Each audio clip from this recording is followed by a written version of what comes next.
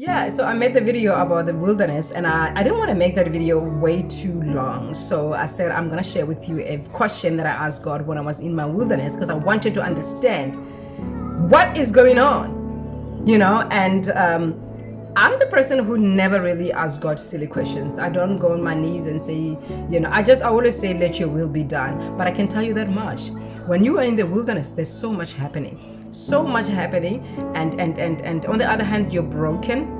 You want to know what's going on, and God is pleased with those who are asking questions, especially if you want to grow in spirit. Not only asking questions because, like the way the Pharisees used to ask questions, there's like they want to test God. No. You ask questions, and God already knows your heart, that okay, this is coming from a heart that is broken. This is coming from a heart that really wants to grow in spirit. Okay, and then God will come and give you an answer. So I said to God, and I said to him, I said, Father,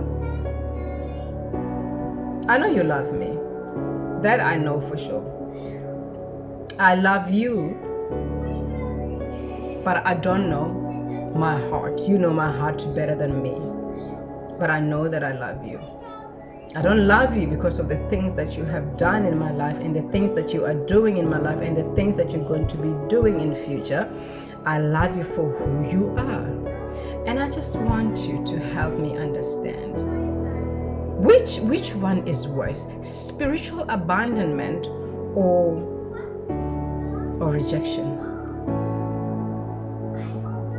I know you're not going to answer me now, and I'm just going to let you be God. But I know you will answer me at your time. When the time is right, I know you will answer me. But just make me understand. Yeah, obviously I didn't get the answer immediately, so I was going on, with my day, and even forgot that I even asked that question. And one day I was just doing dishes, and the Holy Spirit said to me, spiritual abandonment and rejection is the same. Pain is pain. There is no greater pain, and there is no less pain.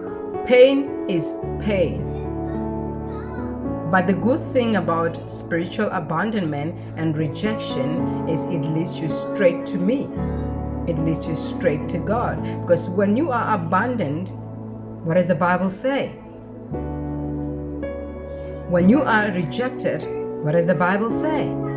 So go and look for rejection and an abandonment by man, and read and see what God says about that. It is actually good that those things has been done in your life so you can draw closer to God, closer to me. Okay.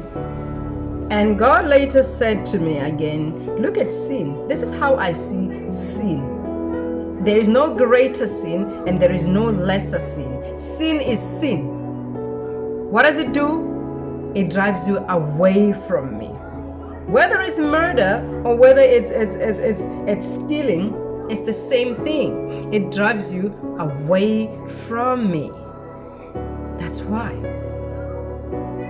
That's why, as human beings, we don't understand why killing somebody, stabbing somebody, and killing somebody is the same as gossiping and slandering about somebody. How can God say this is the same? God see that sin as the same because it drives you away from Him. That's it. This is the reason why Jesus Christ couldn't stand the Pharisees. This is the reason why, because they were driving people away from God through their teachings. They were stiff-necked in a way that they believed that what they are, planting in people's hearts, planting in people's lives, actually taking them to God, but it was actually taking them away from the presence of God through their teachings. So, yeah, I got my answer, and I went and read the Bible, and I went and looked at rejection, and I went and looked at spiritual abandonment. And then after reading that, gone. Never ever felt that way ever again. I never felt that I was abandoned and I never felt that I was rejected. I understood what rejection meant and what it had. It had a purpose in my life. Okay.